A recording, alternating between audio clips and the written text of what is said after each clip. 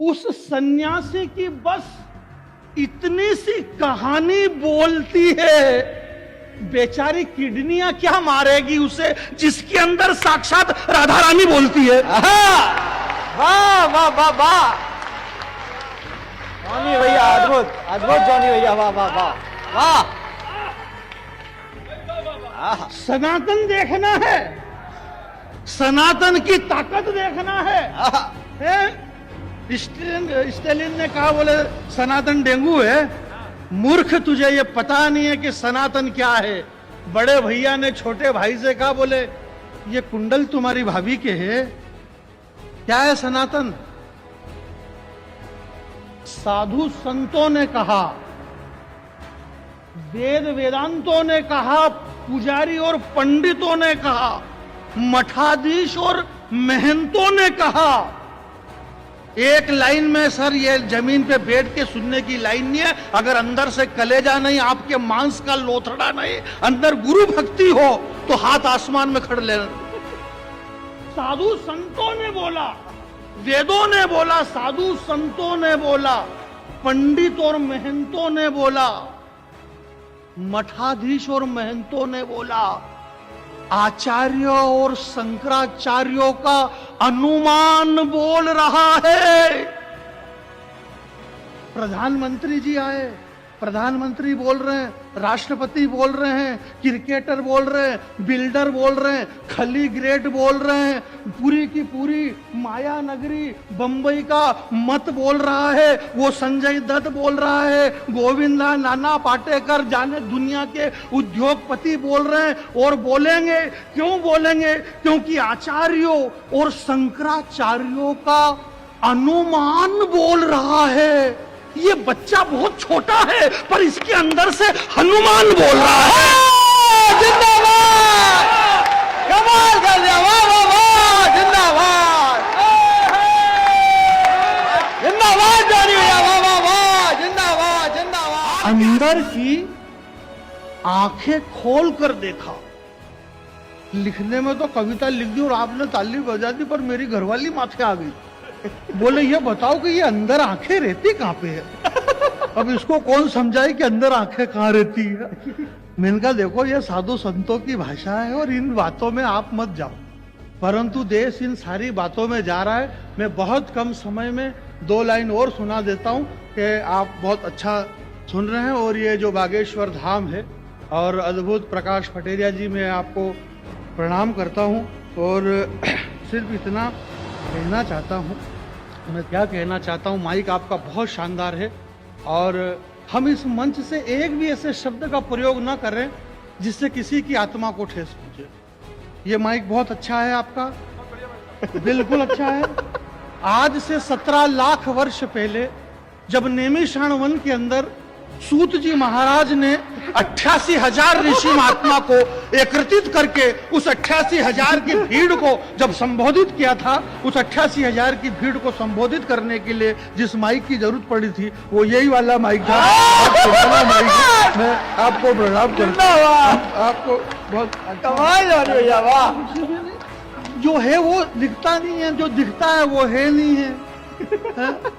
जो है वो दिखता नहीं है, जो दिखता है वो है नहीं। हमारी आदरणीय दीदी ने कहा कि नारायण और विष्णु जी को जिन्होंने गर्भ के अंदर रख लिया, तो वो नारायण और विष्णु तो क्या गर्भ में रहे, वो तो प्रकट होते हैं। जो बड़े आदमी होते हैं वो डायरेक्ट प्रकट होते हैं।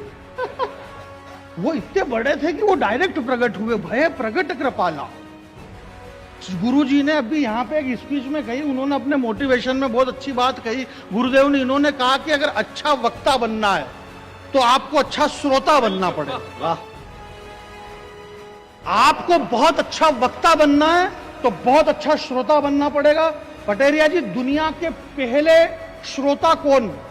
जो सबसे अच्छे श्रोता अर्जुन दुनिया के बहुत अच्छे श्रोता हुए।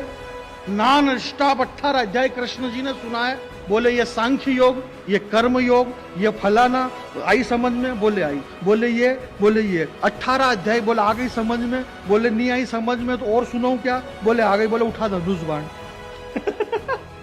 पहला श्रोता अर्जुन, दूसरे हुए मेरे बाबा तुलसी, जिन्होंने इतने बड़े वक्ता हुए कि सिर्फ एक ही वाक्य सुना, और वाक्य सुना उन्होंने माता रत्नावली का। माता रत्नावली ने सिर्फ इतना ही कहा कि अस्थि देह चर्म, इस हड्डी मांस और इस चिथड़े के अंदर अगर तुम्हें इतना प्रेम है, अगर इतना प्रेम रघुवीर से कर लेते तो तुम्हारा मोक्ष हो जाता। ऐसी बात बाबा तुलसी ने जीवन में पहली बार सुनी, और दुनिया का सबसे बड़ा वक्ता हुए हमारे बाबा तुलसी। और वो इतने बड़े तुलसी हुए, इतने बड़े तुलसी हुए कि हमने रावण को हर वर्ष दशहरे पे जलाया। रावण में कंपटीशन हो गया। अब यार इस मंच से राम पे इतनी कविताएं सुनाई जा रही हैं, सारे कवि वीर रस की कविताएं, मार लोगों के रोंगटे खड़े हो गए। मेरे एरिया में तो वीर रस के कवि अलो ही नहीं है, क्योंकि ये तो कविता सुना के चले जाते, लोगों के रोंगटे खड़े हो जाते। बच्चे बच्चे चड्डी बनियान नहीं पहन पा रहे, रोंगटे खड़े रहते हैं उनके। डॉक्टरों को बीमारी समझ में नहीं आ रही, बोले काहे की, बोले रोंगटे की। तो मैं आपके रोंगटे नहीं खड़ा कर रहा हूं। मेरा ये मानना है कि जो जैसा है उसे वैसा ही रहने दो, जो जैसा है उसे वैसा ही रहने दो। राम ऐसे हैं, राम वैसे हैं, राम कैसे हैं, राम वैसे ही हैं जैसे राम है। राम के लिए मेरे बाबा ने कलम फेंक दी, और बाबा ने कह दिया कि राम के जैसा इस दुनिया में कोई भी नहीं है, राम के जैसा सिर्फ राम है। इसलिए राम पे हम क्या ज्यादा तर्क वितर्क कर सकते हैं मेरे भाई।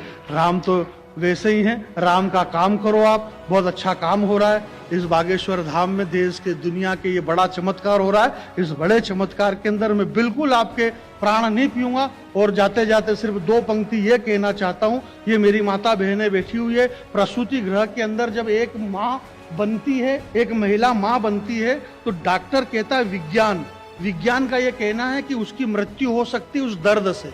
इतना दर्द रहता है, परंतु वो नहीं मरती, क्योंकि उसे इस दर्द से ज्यादा इस बात की खुशी है कि वो मां बनने वाली है।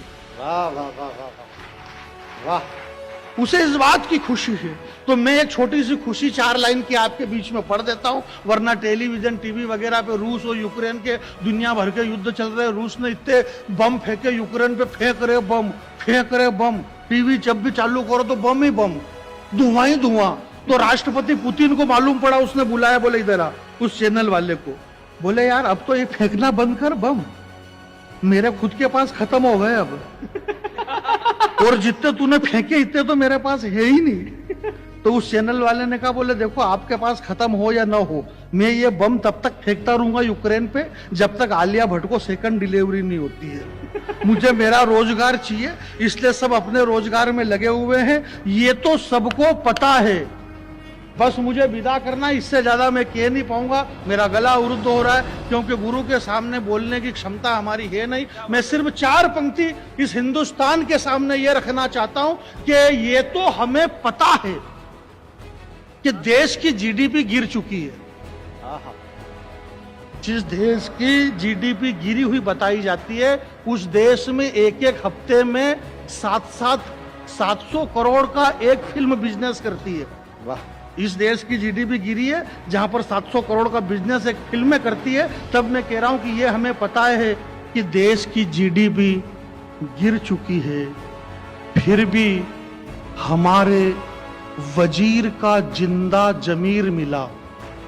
370 हटी, नकटों की नाक कटी, मुस्कुराता हुआ कश्मीर मिला। वाह, आपकी तालियां रोकना, मैं हिंदुस्तान में इससे ज्यादा अच्छा कुछ कह नहीं सकता। ये हमें पता है प्रकाश भैया कि देश की जीडीपी गिर चुकी है, फिर भी हमारे वजीर का जिंदा जमीर मिला।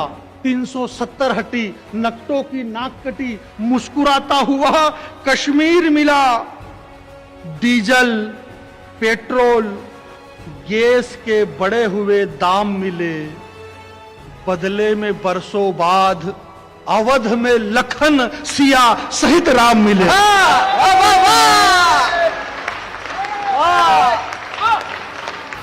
बरसों बाद